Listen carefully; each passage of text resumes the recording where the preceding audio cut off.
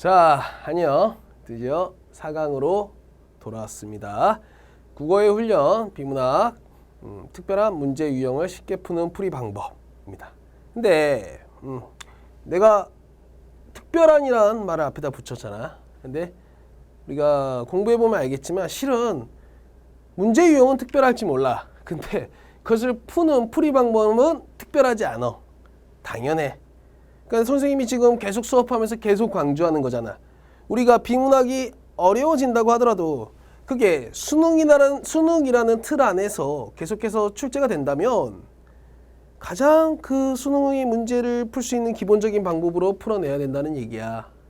여기에는 뭐 특별한 방법, 특별한 이론, 특별히 근사한 이름 같은 거 별 필요 없다고 나는 생각을 하거든. 자, 그러면 오늘 우리가 다뤄야 될 것은 반응, 비판, 심화, 보충이라는 개념인데 실제로 문제에서 이런 문제들이 자주 출제가 되거든. 이런 문제들에 대한 얘기를 한번 해보도록 하자. 자, 다음 장. 자, 이렇게 정리를 해봤어요. 반응, 비판, 심화, 보충 문제를 어떻게 풀 것이냐? 선생님은 이 두 가지를 항상 강조해. 주제와의 연관성, 그 다음 언급 여부입니다. 너무나 당연한 얘기야. 그죠? 즉, 가령 밑줄친 부분이나 혹은 이 글의 어떤 부분에 대한 반응으로 알맞은 것은, 알맞지 않은 것은 이런 식으로 물어봤을 때 그 반응이라고 하는 것은 바로 주제와 연관된 반응이어야 된다라고 하는 거. 그 다음 언급된 것에 대해서만 우리는 뭐 할 수 있다? 반응할 수 있다라는 얘기야. 그 두 가지는 주제와 언급 여부라고 하는 것으로 이 두 가지 기준은 이 네 개의 문제 유형을 풀어내는데 다 공통적으로 쓰여요. 하지만 선생님이 보면 주제와의 연관성은 다 동그라미라고 표시해놨고 언급 여부의 경우에는 반응과 비판은 동그라미라고 해놨고 보충 심화는 X라고 해놨어. 자, 이 얘기를 하나씩 설명을 해보면 이래. 예를 들어서 우리가 어떤 토론을 한다라고 생각을 해보자. 그래서 토론의 주제를 이렇게 한번 삼아볼까? 토론의 주제 우리가 관심 있는 문제로 얘기하자면 교복에 대해서 교복 착용에 대해서 찬성과 반대로 나눠서 토론을 하려고 한다는 거야. 그때 찬성의 입장에 있는 사람이 교복을 입어야 된다라는 얘기를 하면서 이런 얘기를 했다고 치자. 자, 교복을 입어야 되는 근거, 자신의 주장을 뒷받침하는 하나의 근거로서 예를 들어서 소속감을 키워줘요 라고 얘기해요. 소속감을 키워줄 수 있으니까 교복을 입어야 돼요 라고 얘기를 했다고 한번 가정해 보자는 거야. 그러면 반대가 이 소속감을 키워준다라고 하는 찬성 측의 근거에 뭐 해야 되는 거야? 반응을 해야 되는 거죠. 그랬을 때 올바른 반응이라고 하는 것은 지금 교복 착용에 대한 찬성 반대의 토론을 하고 있기 때문에 그것에 대한 자신의 의견을 말해야 되며 동시에 반응이라고 있잖아. 여기에 대한 반응이라고 했죠. 상대방이 언급한 것에 대해서만 반응을 해야 된다는 얘기야. 즉 분명히 소속감이 업이 된다라고 얘기했으면 그러한 것이 실질적으로는 과학적 근거가 없다라고 한다든지 오히려 자기 자신에 대한 긍정적 소속감이 아니라 자기 학교에 대한 긍정적 소속감이 아니라 부정적 소속감을 강화하는 데 일조하고 있다든지 이런 식의 과학적인 근거 혹은 조사 결과 이런 것들을 들이대야 되는데 소속감과 아무 상관없이 가령 이런 얘기를 하는 거야.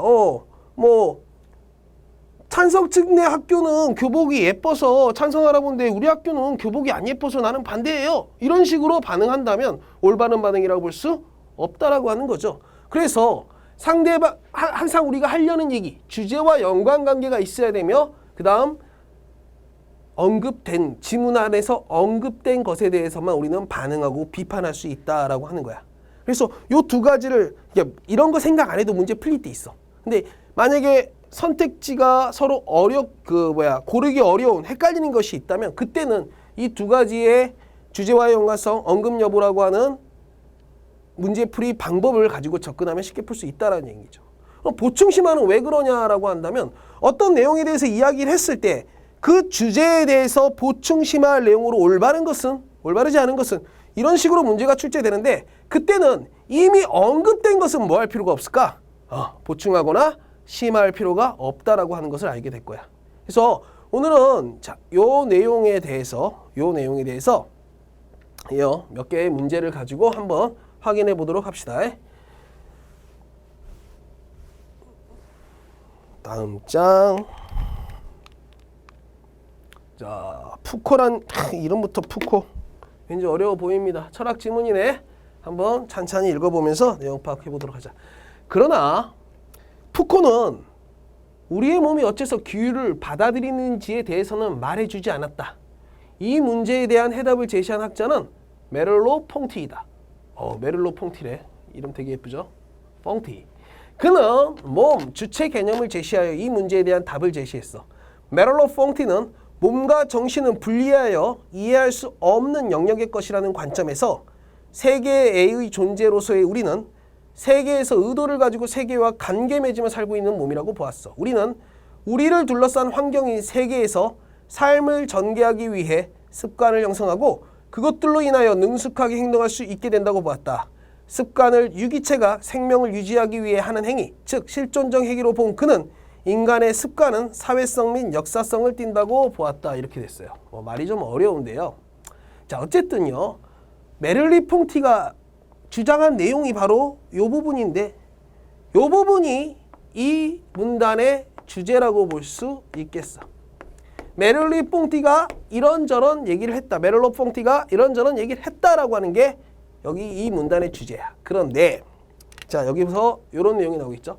메를리 퐁티는 몸과 정신은 분리하여 이해할 수 없다. 즉 몸과 정신은 따로 떼낼 수가 없는 거다. 하나와 같다라고 얘기를 하고 있습니다. 그리고 그러한 결과로 이러저러한 일이 생긴다라고 얘기하고 있는 겁니다. 됐죠? 그러면 자, 더 가볼게요. 왜냐하면 인간이 세계의 존재라고 말할 때 이 세계는 우리의 물리적 환경만을 말하는 것이 아니라 제도와 문화까지 포함하는 세계, 인간적인 세계라고 생각했기 때문이다. 그리고 인간 존재는 세계에서 능동적으로 살아가는 주체로 그 세계와 적극적으로 상호작용하며 의미를 생산해낸다고 보았다라고 나와요. 뭔 소리인지 하나도 모르겠네. 나는 알아요. 농담이 아니라요. 선생님은 국어교육과나 국문과 출신이 아니라 철학과 출신이에요. 그래서 철학적인 내용은 앵간히 고등학교 수준에 있는 것은 다 알죠. 자, A의 입장에서 보기를 비판한 내용으로 가장 적절한 것은 이라고 나왔어요. 자, 그럼 다시 A가 누군지 다시 한번 확인해 봐야죠. A는 메를로 퐁티네요. 메를로 퐁티의 입장에서 봐봐. 보기를 비판해야 돼. 그렇죠? 그러니까 메를리 퐁티의 입장에서 이 보기를 뭐 해야 되는 거야? 비판해야 하는 거야. 그치? 그러면 비판하기 위해서는 아까 어때야 된다고 그랬죠? 두 가지였죠? 주제와의 연관성, 언급, 여부라고 했어. 그러니까 메를리 퐁티의 입장에서 주제와 연관성, 언급 여부라고 하는 건 쉽게 말하면 뭐냐면 이 여기 나오는 내용 있죠? 이 내용의 주제를 비판해야 돼. 주제를 비판해야 돼. 그러면서 이 사람이 한 얘기를 가지고 비판해야 되고 또 메를리 퐁티가 한 얘기를 가지고 비판을 해야 돼. 즉 메를리 퐁티 자기 자신이 한 말을 가지고 저 녀석이 한 말을 보기가 한 말을 뭐 해야 된다는 거야? 비판해야 된다는 거야. 공격해야 된다는 얘기야. 이해됐죠? 그런데 그러면 이제 아까 메를리 퐁티가 한 말의 주제를 캐치해놔야 되고 이 보기의 주제를 캐치해놔야 되는데 자, 보기 봅시다. 인간의 신체와 정신은 하나로 합쳐져 있는 것처럼 보이지만 신체는 정신이 자신을 드러낼 때에만 그 의미를 가질 뿐이다. 이런 점에서 신체는 단지 정신을 담을 수 있는 그릇에 불과하다라고 얘기했어. 즉 보기는 무엇과 무엇? 정신과 무엇을? 신체를 뭐 했어? 구분한 다음에 어느 게 더 중요한 거다라고 얘기하고 있지? 그래, 정신이 더 중요한 거다라고 얘기하고 있어. 다시 돌이켜볼까? 자, 이게 보기의 내용이었어요. 그러면 돌이켜보면 메를레-퐁티는 몸과 정신은 분리하여 이해할 수 없는 영역이라는 관점에서 어쩌고 저쩌고 이렇게 얘기했어. 근데 이 사람은 정신과 신체를 뭐 할 수 있대? 분리할 수 있다라고 얘기를 했던 거지. 보기에서의 내용은. 그러면 메를레-퐁티의 하려는 주제와 말과 보기가 하려는 말은 공통점이 있지. 근데 거기에 대한 뭐만 가지고 있을 뿐이야? 의견 차이가 있을 뿐이야. 그러니까 비판하기 참 쉬운 문제입니다. 자, 1번. 인간의 존재를 정신과 신체로 나누어 설명할 수 있을까? 괜찮지 않냐? 그죠? 메를레-퐁티는 정신과 신체로 나눌 수 없다라고 했잖아. 근데 보기는 정신과 신체를 나눴잖아. 그러니까 괜찮아. 그죠? 2번. 인간 존재에 대한 탐구에서 중요한 것은 감정이 아니라 이성이 아닐까? 자, 봐봐. 이렇게 비판을 하려면 보기의 내용이 뭘 얘기하고 있어야 돼? 야, 이성보다 감정이 더 중요해 라고 얘기를 하고 있어야지. 거기에 대해서 아니야, 감정보다 이성이 더 중요해 라고 얘기할 수 있을 거 아니야. 근데 그런 얘기 한 적 있어 없어? 주제에서 완전히 어긋난 내용을 얘기하고 있는 거죠. 3번. 우리가 가져야 될 철학적 관심은 몸을 초월한 의식세계여야 되지 않을까? 그러면 보기, 이게 긍정적인, 이게 적절한 비판이 되려면 뭐 해야 돼? 보기가 몸을 얘기해야 된다라고 얘기했을까? 의식 따윈 몸을 초월한 의식세계는 필요 없어 이런 얘기 한 적 있어? 없잖아. 그러니까 왜 이런 거 가지고 공격하냐고. 4번. 정신은 시체를 통해 자신을 드러내는 것이 아니라 그 자체로 의미를 지니는 것이 아닐까? 자, 정신은 시체를 통해 자신을 드러내는 것이 아니라라고 했어. 그러면 이 부분 정신은 신체를 통해 자신을 드러낸다라고 하는 것은 보기가 한 말 맞아. 보기가 한 말 맞아. 그런데 이 보기를 공격하는 근거는 누구의 말을 가지고 근거해야 돼? 즉 메를레-퐁티의 말을 근거로 얘기해야 되는데 뒤에 부분은 그 자체로 의미를 지닌다. 즉 신체 따윈 필요 없고 정신이 중요하다. 정신 그 자체가 의미를 지닌다라고 메를레-퐁티는 얘기한 적이 없기 때문에 이것도 X가 되는 거야. 5번. 신체에 대한 논의에서 중요한 것은 인간의 정신을 신체가 담을 수 있는지의 여부가 아닐까라고 했는데 역시 이 부분도 앞부분은 보기의 내용과 관련이 있겠지만 거기에 대한 비판의 근거가 메를레-퐁티의 얘기하는 상관이 없다는 얘기야. 됐죠? 그럼 답은 1번 나오는 거지. 그지? 항상 주제와 관련이 있는 얘기를 하고 있는가? 그리고 거기에 대해서 그러한 어떤 이야기를 한 적이 있는가? 그걸 가지고 우리는 반응하고 비판할 수 있어야 된다는 것을 잊지 마시고 다음 문제를 통해서 좀 더 나아가 봅시다. 자, 봅시다. 자, 예술 지문이고 미학 지문입니다. 이런 점에서 듀이는 예술의 신성화가 아니라 예술의 세속화를 원한다라고 됐어요. 우선 듀이란 사람이 나왔고 그 다음 예술의 신성화가 아니라 예술의 세속화라고 했지? 그럼 예술의 신성화 별로 안 좋아하나 봐. 그리고 세속화 좋아하나 봐. 그리고 이 둘은 서로 어떤 관계구나? 대립되는 관계고 대조되는 관계겠구나 라고 우리는 우선 파악하고요. 그 다음 이 세상 속에서 대립되고 분열된 일상의 수많은 상호관계와 경험들은 이 세상 속에서 미적 체험으로 통합되어야 한다라는 말이에요. 여기 이제 무슨 뜻이냐면 우선은 일상생활 속에서 이 세상 속에서 대립되고 분열된 일상의 수많은 상호관계와 경험들이라는 얘기는 실은 말은 어렵지만 우리가 일상에서 맨날 경험하는 거야. 뭐냐? 열심히 공부하면 공부한 만큼 니들 시험 성적 나오냐? 안 나오잖아. 그게 바로 경험이고 분열된 일상의 수많은 경험이고 가령 내가 뭐 좋아하는 사람이 있어가지고 좋아한다는 마음만 품으면 그 사람이 나 좋아하냐? 아니잖아. 막 고백을 해도 그 사람이 나 싫다고 도망치고 가령 열심히 공부해서 성적표 받았는데 시험이 좀 못 나왔다고 해서 우리 엄마는 나 막 공부 안 했다고 막 구박하고 억울하잖아. 그런 것들이 바로 뭐야? 일상 속에서 대립되고 분열된 일상의 수많은 상호 관계와 경험들이야. 그런데 그러한 경험들은 이 세상 속에서 미적 체험으로 통합되어야 되는데 뭔 얘기일까? 더 가볼까? 상호작용을 강조하는 예술적 시도가 이러한 미적 체험을 실험하고 연습하는 장을 만든다면 이는 예술작품을 넘어 삶 속에서도 미적 체험을 성취하는 데 기여할 것이 됩니다. 좀 설명을 하자면 그냥 예술작품이 아니라 상호작용을 강조하는 예술적 체험을 하다 보면 우리가 일상생활에서 받은 그러한 상처, 그러한 것들을 뭐 할 수 있다는 얘기야? 극복하는 연습을 예술을 통해서 할 수 있다는 얘기야. 뭔 얘기인지는 잘 모르겠죠. 그건 몰라도 상관없어. 그냥 그렇다는 거지. 그지? 그러니까 예를 들어서 우리가 그런 얘기 하잖아. 나는 근데 이런 이론을 별로 믿지는 않지만 예를 들어서 사랑받고 자란 사람이 다른 사람한테 더 많이 사랑할 수 있고 반대로 사랑을 받지 못한 사람은 다른 사람을 사랑하는 능력이 없다고 하잖아. 그죠? 뭐 가정폭력에 시달려서 성장한 아이는 어른이 돼서 또 다른 가정폭력을 한다고도 하고, 근데 나는 솔직히 믿지는 않아, 그 말을.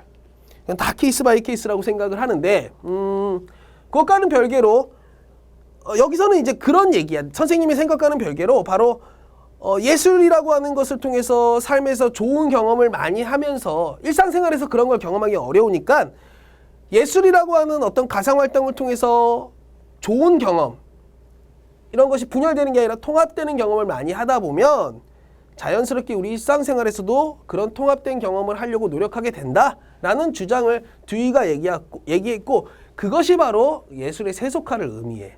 어려운 말을 이렇게 길게 설명을 해준 겁니다. 자, 그 다음 자, 보기의 입장에서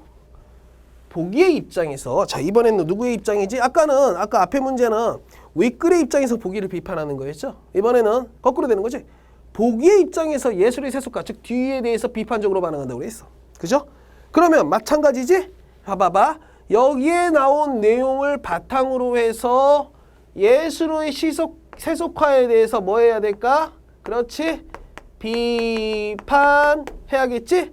그런데 그 비판은 바로 주제와 연관관계를 맺어야 되며 언급된 것에 대해서만 비판할 수 있다라고 선생님이 분명히 얘기했죠.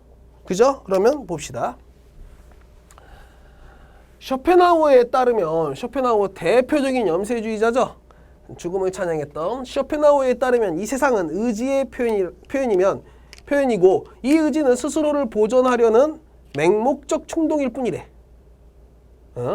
자, 그러니까 이 세상이라고 하는 것은요, 자기를 보존하려고 하는 맹목적 충동이 가득 차 있대. 말 좀 어렵죠? 쉬운 말로 좀 설명하자면 이런 거야. 가령 경제라고 하는 게 결국엔 뭐 때문에 생기는 거냐? 경제 문제라고 하는 게, 자원은 한정돼 있는데 그 한정된 자원을 서로가 더 많이 가져가려고 노력하기 때문이거든. 근데 왜 많이 가져가려고 할까? 그래. 그 많이 가져가려고 하는 건 이유는 뭐냐면 각자가 가지고 있는 DNA가 자기 DNA를 조금 더 많이 퍼뜨리고 더 잘 보존하기 위한 충동이라는 거지. 결국엔 그러한 충동과 욕심 때문에 세상 사람들끼리 서로 막 어긋나고 싸우고 그런다는 얘기입니다. 이 충동은 하나가 만족되면 새로운 충동으로 이어지고, 그렇죠? 가령 100만 원만 벌었으면 좋겠어. 100만 원 벌으면 만족 끝? 아니잖아. 150만 원 벌고 싶고 200만 원 벌고 싶잖아. 그죠? 결국 인간은 그러한 맹목적 충동에 사슬이 불러일으키는 불만족과 갈등에 시달려. 그러니까 끊임없이 욕심이 들고 항상 부족한 것 같고 스트레스 쌓이고 이렇다는 얘기죠. 미적 관조는 이러한 고통으로부터 벗어날 수 있는 길이며 인간은 잠시나마 이를 통해 불교에서 말하는 해탈의 경지에 이르게 된대요. 오타 나왔네. 경지가 아니라 해탈의 경지에 이르게 된다라고 돼 있어요. 미적 관조를 통해서. 됐죠? 그러니까 자, 봐봐. 예술의 세속화라고 하는 것은 예술의 신성화가 아니었고 예술의 세속화고, 예술의 세속화라고 하는 것은 바로 일상생활에 예술을 끌어들이는 게 예술의 세속화야. 그런데 쇼펜하우어는 일상생활 자체는 항상 엉망이고 예술을 갖다가 감상하는 것을 통해서 그러한 일상의 고통으로부터 잠시나마 뭐 할 수 있다는 거야? 해탈할 수 있다는 얘기입니다. 잠시나마 그러한 걱정을 잊고 살아갈 수 있다 이 얘기야. 그 다음 볼게.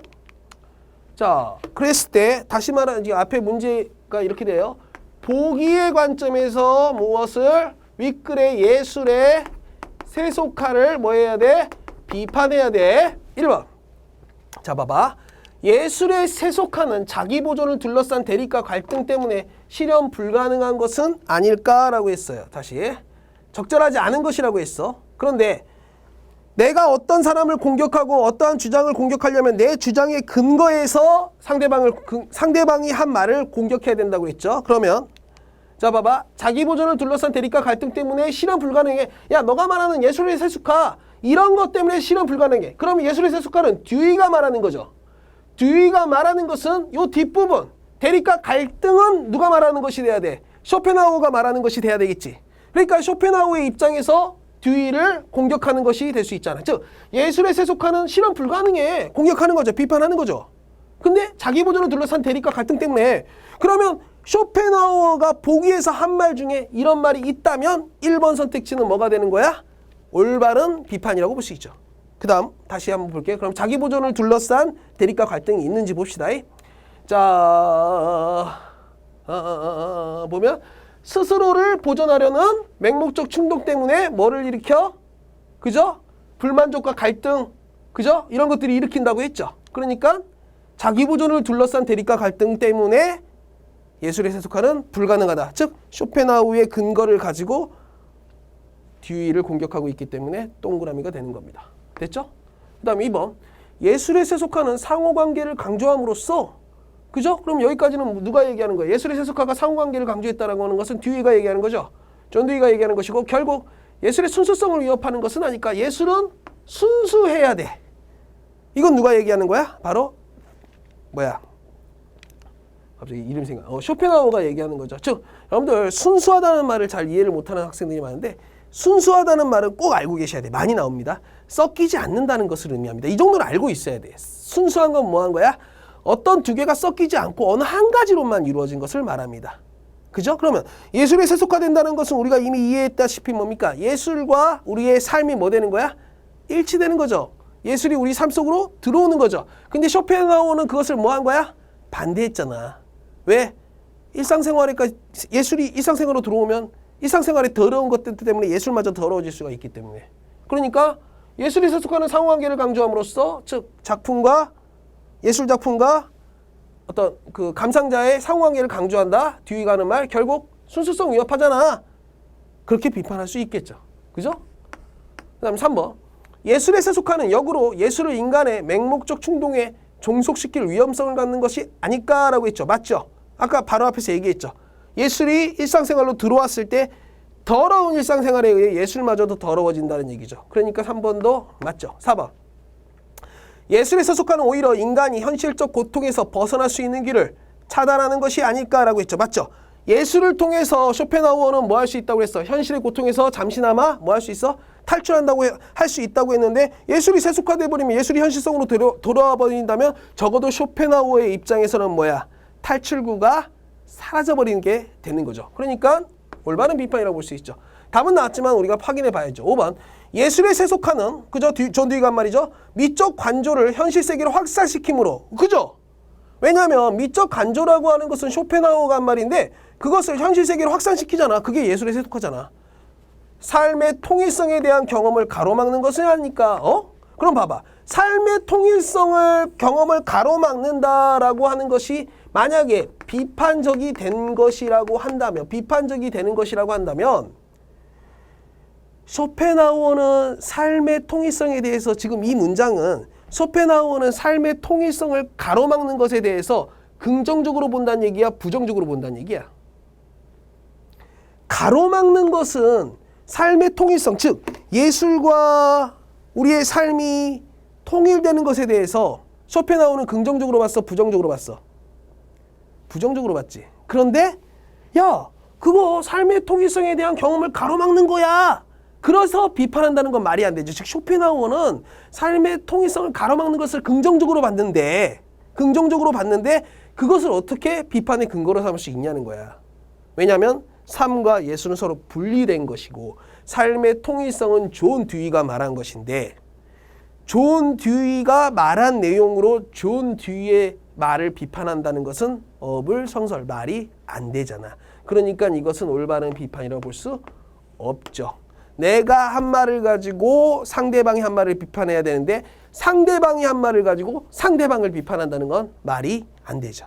그러니까 이건 내용만 알면 실은 진짜 당연한 내용인데도 불구하고 이런 내용을 그냥 무조건 풀려고만 하면 굉장히 어려운 문제가 돼버려. 그래서 이것도 꽤나 정답률이 낮았던 문제였습니다. 자, 좀만 더 진행해 볼까요? 이제는 반응, 비판까지 했으니까 이제 뭐 할 차례야? 그렇죠. 보충심화 할 차례죠. 자, 이제 보충심화 문제 나올 건데요. 자, 보세요. 첫 번째 문단. 아이슬란드는요, 지진과 화산 분출 같은 지각 변동이 매우 활발한 화산섬이다. 동서로 약 540km, 남북으로 약 350km의 크기를 가지고 있는 아이슬란드는 일부 지역이 지난 2만 년 동안 쌓인 용암으로 뒤덮여 있다. 활발한 지각 변동 덕분에 아이슬란드 사람들은 화산의 열을 이용해 난방을 하고 온천수로 작물을 재배하며 화산, 증기로 전기를 생산하는 등 지질학적 특성을 이용하며 살아가고 있다라고 나왔어요. 자, 그 큰 화제는 뭐겠어? 아이슬란드죠. 그리고 아이슬란드는요, 어떤 걸 가지고 있대요? 뭔가 지질학적 특성을 가지고 살아가고 있다, 이용해서 살아가고 있다라고 했어요. 그러면 도대체 어떤 지질학적 특성이 있을까라고 하는 것이 반드시 뭐 해야 될까? 나와줘야 되겠죠. 그 다음 봅시다. 자, 다시 판 구조론의 관점에서 보면 아이슬란드의 지질학적 위치는 매우 특수하다. 지구의 표면은 크고 작은 10여 개의 판으로 이루어져 있다. 아이슬란드는 북아메리카판과 유라시아판의 경계선이 대서양 중앙해령에 위치해 있다. 대서양의 해저에 있는 대서양의 중앙해령은 북극해서부터 아프리카의 남쪽 끝까지 긴 산맥 형태로 뻗어 있다. 대서양 중앙해령의 일부분이 해수면 위로 노출된 부분인 아이슬란드는 서쪽은 북아메리카판, 동쪽은 유라시아판에 속해 있어 지리적으로는 한 나라이지만 지질학적으로는 두 개의 서로 다른 판 위에 놓여 있는 것이다. 이렇게 나오죠. 자, 봐봐. 주제죠, 이게. 밑줄 쳐볼까? 판 구조론의 관점에서 보면 아이슬란드의 지질학적 위치는 매우 특수하다. 이거는 이미 첫 문단에서 대강 우는 띄워줬죠. 뭐냐면 지질학적 특성을 이용한다라고 했기 때문에 이제 나올 내용은 그 지질학적 특성에 대한 설명이죠. 근데 매우 특수하다. 어떤 관점에서? 판 구조론의 관점에서 보면. 그래서 막 이렇게 얘기 나오는데 결론적으로는 이거죠. 이렇게 해서 지질학적으로는 두 개의 서로 다른 판 위에 놓여 있다라고 얘기하고 있는 겁니다. 그래서 아이슬란드의 지질학적 특징 첫 번째, 두 개의 판 위에 놓여 있다. 두 개의 판 중간에 놓여 있다라는 얘기. 이렇게만 정리하면 되는 거야. 나머지는 굳이 할 필요 없어. 어차피 물어보면 어차피 읽자마자 외울 수 있는 사람은 없으니까. 그죠? 그 다음. 지구의 판의 경계가 되는 곳은 여러 곳이 있다. 그러나 아이슬란드는 육지 위에 두 판이 확장되는 희귀한 지형이다. 갈라지고 있대요. 아이슬란드가 위치한 판의 경계에서는 새로운 암석이 생성되면서 두 판이 서로 멀어지고 있다. 그래서 아이슬란드는 다른 판의 경계에서 거의 볼 수 없는 지질학적 현상이 나타난다. 과학자들의 관찰에 따르면 아이슬란드의 중심부를 지나는 대서양 중앙 해령에 갈라져 있는 틈이 매년 약 15cm씩 벌어지고 있다. 이 벌어지는 틈으로 해양 지각이 하부에서 고온의 마그마가 상승하면서 새로운 지각이 끊임없이 만들어지며 이렇게 생성된 해양 지각은 멀어져가는 판의 일부가 되어 이동한다. 야, 좋겠다. 그죠? 여기다가 땅 서놓으면 내 땅이 1년에 15cm씩 15cm씩 넓어지네요. 그죠? 쓸 수도 없는 땅이. 그죠? 밑에서 뜨거운 마그마가 막 쏟아져 나오겠죠? 그거 가지고 무슨 발전소나 차리면 되겠네요. 어쨌든 더 가봅시다. 그 결과로 북아메리카 판과 유라시아 판은 아이슬란드가 위치해 있는 대서양 중앙 해령에 시작하여 서서히 확장되고 있다. 그러니까 두 개의 판 위에 있다의 결과가 나왔을 뿐입니다. 이 말 한마디면 돼요. 그 다음 문단도. 그 다음 보세요. 아이슬란드는 판의 절대 속도를 잴 수 있는 기준점을 가지고 있다는 점에서 도잖아, 추가잖아, 첨가잖아, 관심의 대상이 되고 있다. 두 번째, 뭘 가지고 있다? 기준점을 가지고 있다 라고 하면서 거기에 대한 얘기가 쫙 나와요. 그 다음 나옵니다. 역시 그다지 그냥 맥락만 잡으면서 읽으시면 되는 겁니다. 이 얘기를, 기준점에 대한 얘기를 자세히 하고 있는 거예요. 그 다음 윗글을 읽은 학생이 심화학습을 하기 위해 설정한 주제로 적절하지 않은 것은? 이라고 물어보고 있어. 자, 그러니까 바로 심화, 보충 심화 문제죠. 자, 보충 심화는 어떻게 풀라고 했죠? 첫 번째, 주제와 연관성이 있어야 돼, 없어야 돼? 그죠? 있어야 되죠. 그런데 언급된 것에 대해서는, 즉 언급 여부에 대해서는 심화학습하는데 이미 언급된 것은 심화할 필요가 있어, 없어? 없죠. 언급되지 않은 것에 대해서만 우리는 뭐 할 수 있어? 심화학습할 수 있다는 얘기야. 요 기준을 가지고 문제를 풀어볼까? 1번. 자, 봐봐. 이 글의 주제는 이겁니다. 요거예요. 아이슬란드는 특별한 어떤 지질학적 특성을 가지고 있고 그 특별한 지질학적 특성은 이것과 이거예요. 됐죠? 자, 1번. 판을 움직이게 하는 힘은 무엇일까라고 했어요. 자, 봐봐. 우리가 자세히 한번 살펴보면 알겠지만 지문을, 아이슬란드는 두 개의 서로 확장하는 판 위에 위치하고 있기 때문에 매년 15cm씩 커진다고 했어요. 그죠? 그런데 이 판과 이 판이 확장하게 되는 힘이 무엇인지에 대한 내용은 나오지 않았어요. 그죠? 그러니까 이 두 개의 움직이는 판 위에 있다라고 하는 것은 이 글의 핵심적인 주제 둘 중에 하나인데 그 움직이는 힘이 나온 적은 없어요. 이 글에. 즉 주제와 연관관계는 있지만 언급된 적이 있다 없다? 없다란 얘기죠. 그러면 1번은 올바른 보충심화라고 볼 수 있을까 없을까? 있다라고 하는 거야. 그 다음에 2번 보자. 아이슬란드는 어떤 판 위에 위치하고 있을까라고 나와요. 이거 나오나? 볼까? 보니까